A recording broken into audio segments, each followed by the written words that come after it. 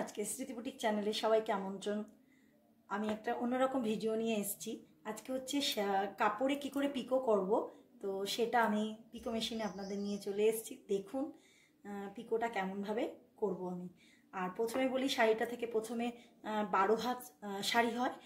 যখন শাড়িটাকে আমরা হাত দিয়ে মাপবো, তো মাপলে পরে কি হবে, এখান থেকে এই কোনোই পর্যন্ত তো মেপে আমরা যে 12 হাত হবে, তো তারপরে যে আরও 2 হাত বেশি থাকবে, মানে 14 হাত শাড়ি থাকবে, তাহলেই বোঝা যাবে যে শাড়িতে ব্লাউজ পিস আছে। যদি 12 হাত শাড়ি থাকে, তার মানে শাড়িতে কোনো ব্লাউজ পিস নেই।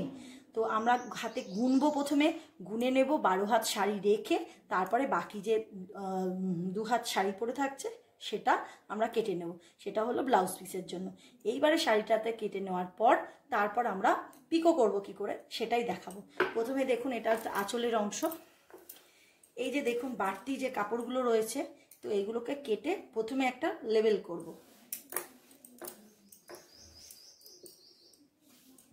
এটাকে স্ট্রেট করে নেব।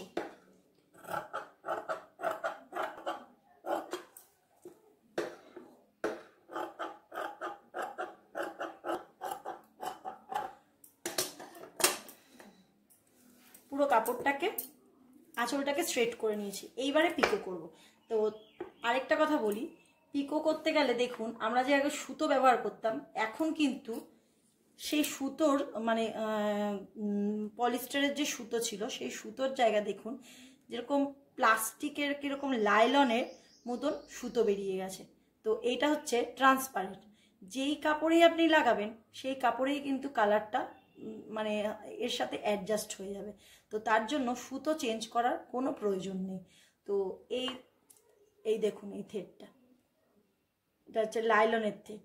এইটা পিকো মেশিনে এখন ব্যবহার করা হচ্ছে। আপনারা যদি সবাই না জেনে থাকেন, তো এটা জেনে নিন। এটা ব্যবহার করলে বারবার পিকো মেশিন থেকে সুতো চেঞ্জ করার যে ব্যাপার থাকে, আর পিকোতে তো খুব সুতো লাগে না, তার জন্য যে বারবার সুতো খরচা হয় বা সুতো কেটে নষ্ট হয়, তার কোনো প্রয়োজন নেই। এই একটা কিনে নিলে লাগিয়ে রাখবেন, সব সময় এটা ব্যবহার করতে পারবেন, কোনো অসুবিধে হবে না, খুব তাড়াতাড়ি বরং কাজটা সুবিধে হয়ে যাবে। এবার দেখুন পিকো করে নিই কেমন করে। আমার পিকো করার পদ্ধতিটা একটু অন্যরকম।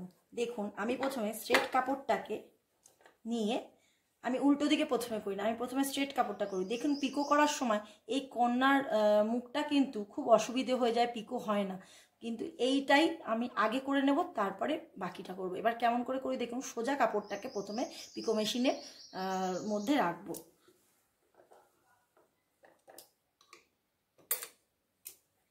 এই রাখলাম, রেখে এইবারে এই কর্নারটা ধরে আমি এই ঠিক পিকো মেশিনের যে মিডিলে দুটো লেগ রয়েছে তার মাঝখানে দিয়ে দিলাম।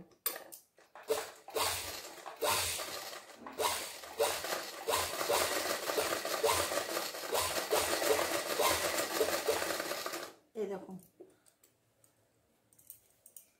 প্রথমে স্ট্রেট কাপড়ে করে নিলাম, নিয়ে এই যে বাড়তি সুতোটা, এটাকে কাটবো না, এইখানের যে সুতোটা রয়েছে এইটাকে কেটে দেবো। এবার উল্টো করলাম, তাতে কি হলো, আমার প্রথমের অংশটা হয়ে গেল। এইবারে এই সুতোটাকে ধরবো, ধরে দুটো লেগের মিডিলে ভেতরে রাখবো, রেখে এইবার এই সুতোটাকে এরকম করে টান মারবো, মেরে আর আস্তে আস্তে কাপড়টাকে নিয়ে যাবো।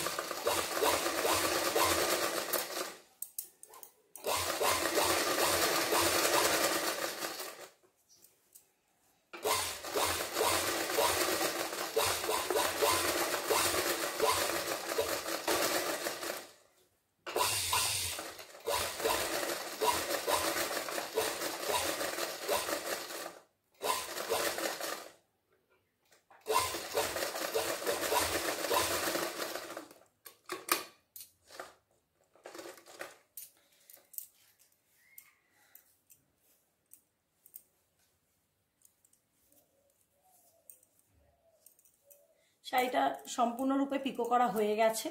হয়ে যাওয়ার পর দেখুন, এইবার যে এই কর্নারে যে এই সুতোগুলো পড়ে থাকছে, তো সেটা আমি কি করে ঠিক করব। দেখুন, আমি প্রথমে এখানে একটা গাঁট দিয়ে দিলাম এইরকম নিয়ে, এই তাতে কি হবে, আমার মুখটা খুলে যাবে না, মজবুত হয়ে যাবে। আবার একটা গাঁট দিয়ে দেবো, দিয়ে এবার বাড়তিটা কেটে দেবো।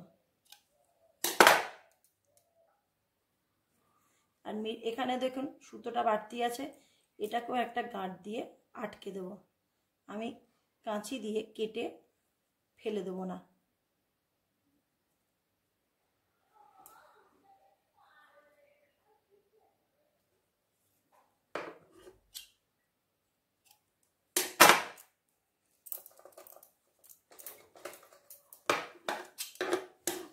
লাস্টেও দেখুন, এই দেখুন, এই গাঁট দিয়ে এটা আটকে দিলাম।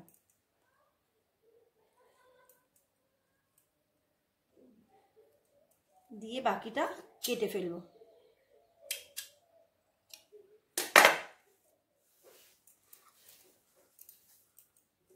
পুরো শাড়িটা পিকো হয়ে রেডি হয়ে গেছে।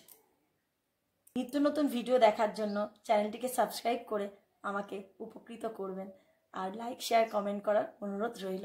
আজকের ভিডিও এই পর্যন্ত শেষ করলাম।